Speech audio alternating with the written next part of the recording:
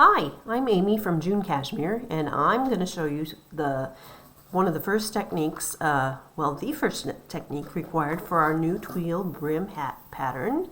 So this is the Tweel Brim Hat, and it comes in a kit. So you get the skein of fingering weight yarn for the body, and then 2 additional quarter skeins in contrasting colors for the brim. And one of the first things you have to do to make this hat is to do a provisional cast-on. So we have a beautiful folded brim, and that we join together here, so we pick up our stitches and just keep going with the main color. But to do that, we need a provisional cast-on. So I want to show you how to do that.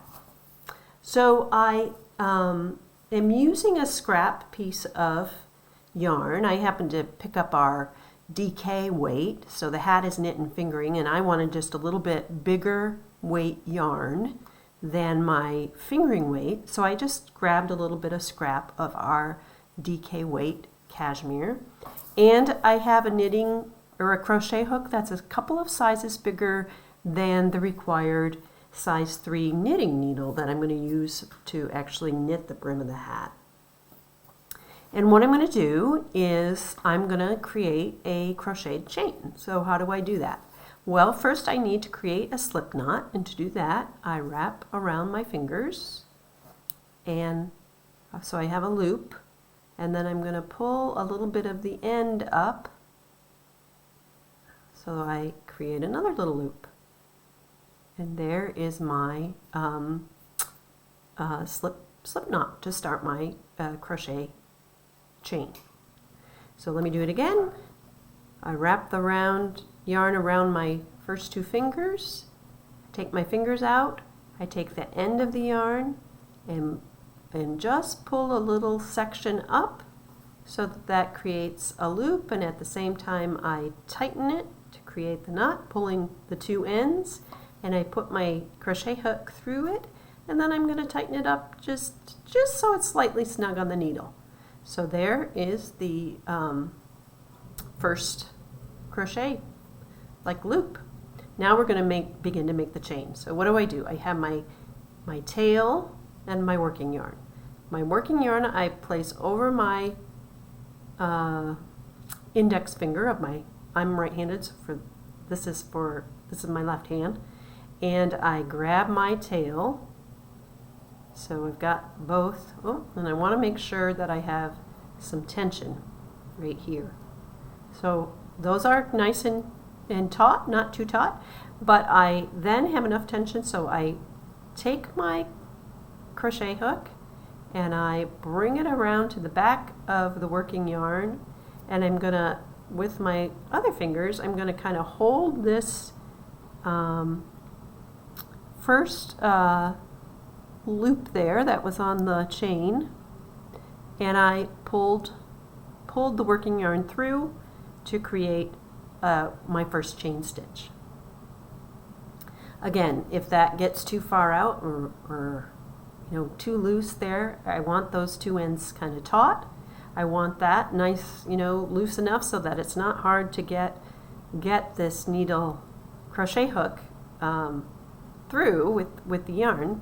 And then I'm turning my crochet hook to use the hook to grab the yarn, and I'm using my other fingers to just work and pull this. It's grabbing.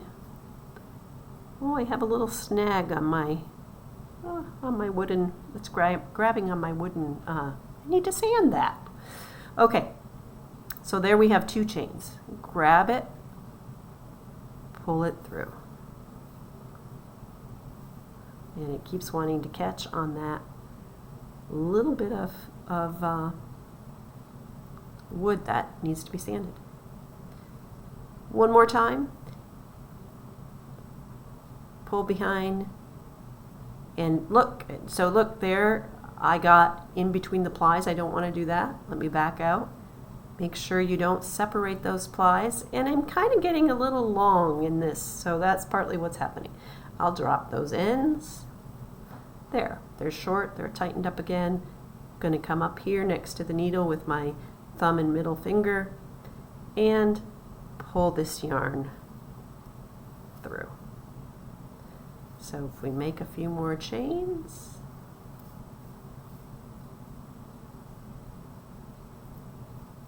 oops, I went through the flies again.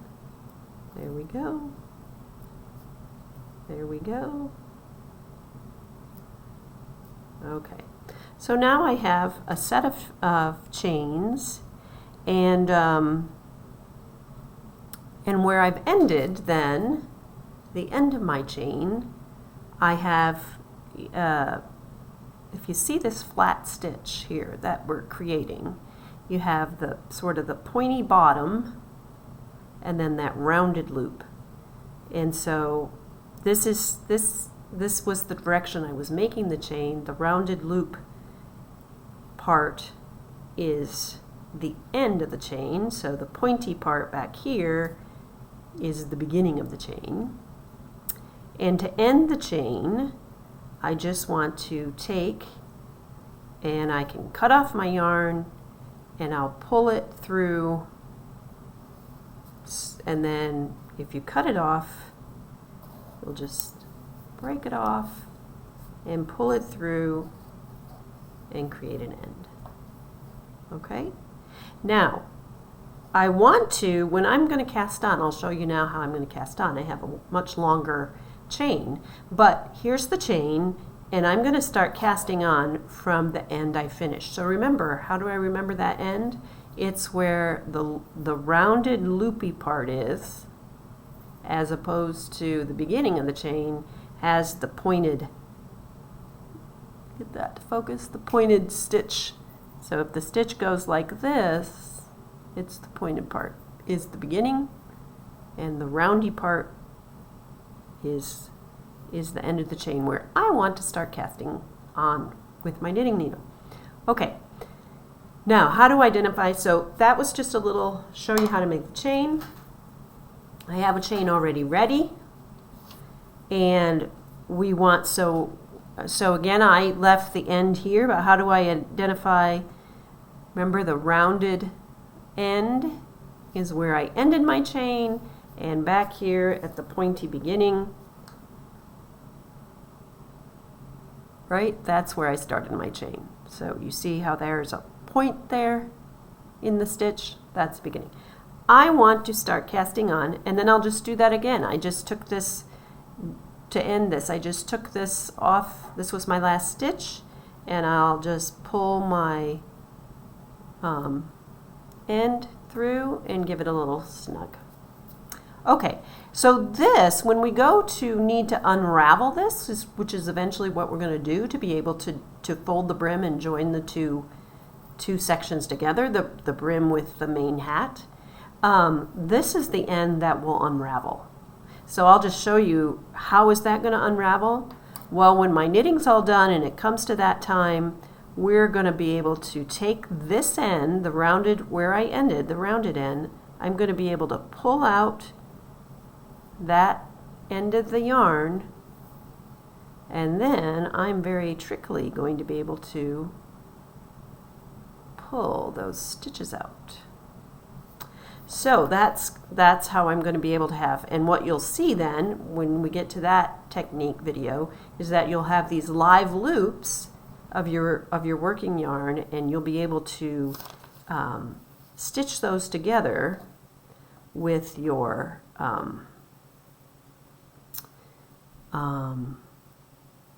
to fold the brim and pick up and keep going with your hat. But we'll get to that in another technique video.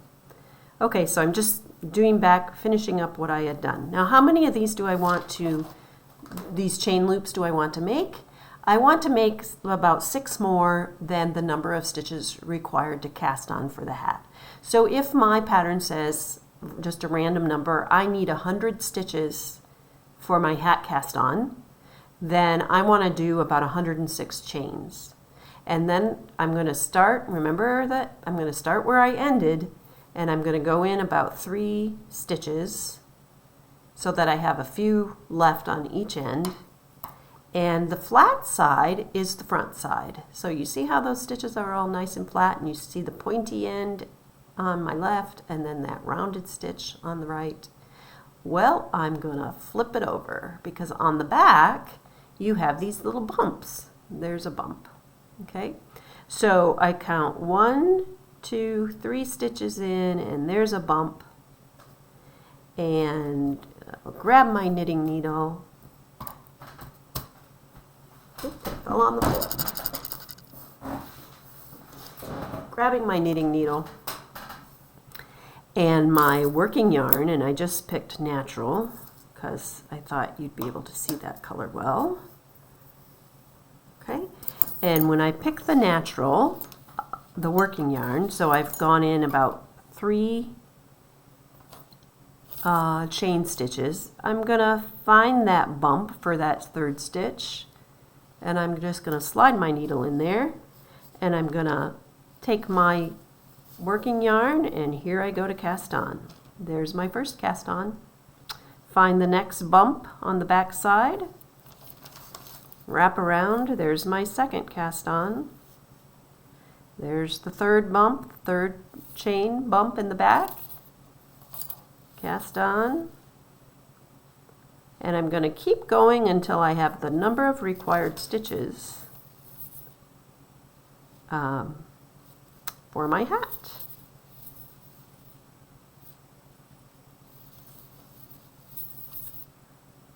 And those, now I've used this before, so my bumps are standing out nice. But again, there's the back, there's that bump, and I'm going to put my needle through, and I just do that all the way down, and again until I have the right number of stitches. So that's how you do the provisional cast on for the Tweel Brim Hat. And the next technique video we'll do is show you how do you join in the round and then join the colors in the slip stitch pattern in the round so that you don't have jogs. And so I'll just show you, give you a preview of that. I kind of have to look at my whole hat. Oh, there it is. It's pretty hidden. And so that's how you'll make a really nice join and end up with a really smooth, rows so that it's hard to detect where your joins are. All right, thanks.